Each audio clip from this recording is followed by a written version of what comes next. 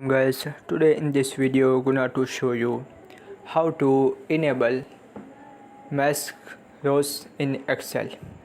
So guys, if you want to enable macros in Excel, so very easy. Firstly, files. After click on options. After click on test center. Here click test center settings. After click on macro settings and here click enable all macro not commenter protect this, so click on OK. So guys, this is very simple and easy method if you want to enable macros in Excel.